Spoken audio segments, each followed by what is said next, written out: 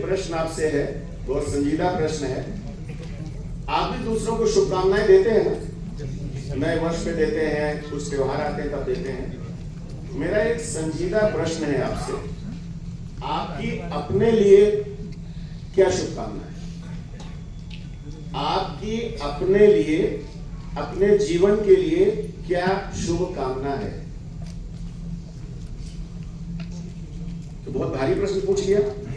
दूसरों को देना तो बहुत सरल है,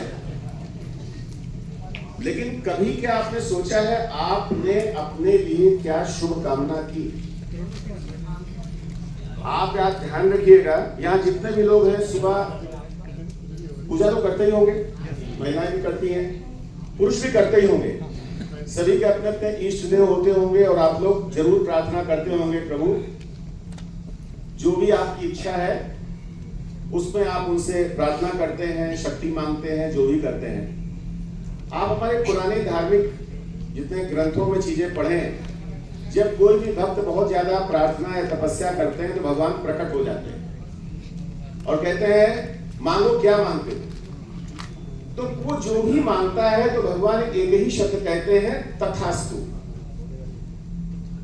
इसको गूगल पे देख लेना, तथास्तु का मतलब तथ अस्तु, जो तुम्हारे मन में हो वही हो जाए।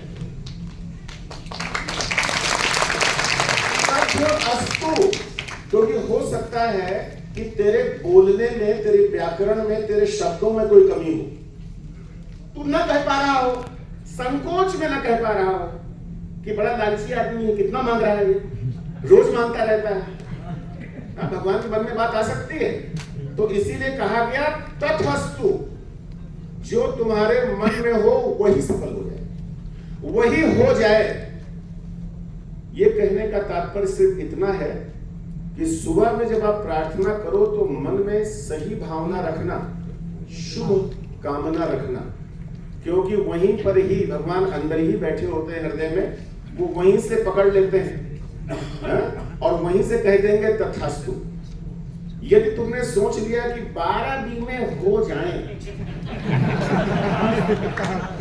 एजेंसी बच जाए, यहां तो कह रहे हैं मैं शतक करूंगा, लेकिन मन में सोचते हैं यार बस जो मन में होगा वो हो जाए, और यही होता ही है। मैं आपको कुछ साधारण उदाहरण देता हूं। यदि किसी बच्चे के मन में ये हो कि मैं क्लर्क बन जाऊं, या तो वो क्लर्क बनेगा या चपरासी बनेगा। क्लर्क से ऊपर वो जा नहीं सकता, क्योंकि उसकी सोच ही क्लर्क तक की ही है। यदि कोई बच्चा कहता है कि मैं पढ़ाई करूं, मुझे आईएएस बनना है, तो आईएएस लेवल की मेहनत करेगा ना, उसके लिए तो पूरी ताकत झोंक देगा।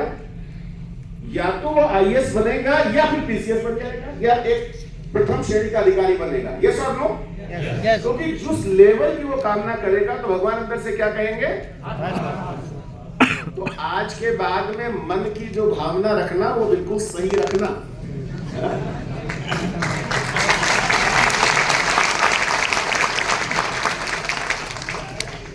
और एक हमारे शास्त्रों में कहा गया है, मनसा वाचा कर्मणा, सुना है? जो वचन, जो मन में हो वही वचन में आता है, आया ना, और फिर वही कर्म में आता है।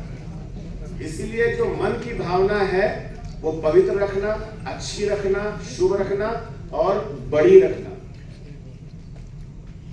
कहा जाता है कि आदमी की छोटी सोच और पैर की मोच उसको आगे बढ़ने नहीं देती, क्योंकि ये व्हाट्सएप यूनिवर्सिटी में इस प्रकार की चीजें आया करती है ना, पूरी यूनिवर्सिटी चल रही है, लेकिन उसमें जो कुछ अच्छी जो बातें हैं उसको हृदय में धारण कर लेना।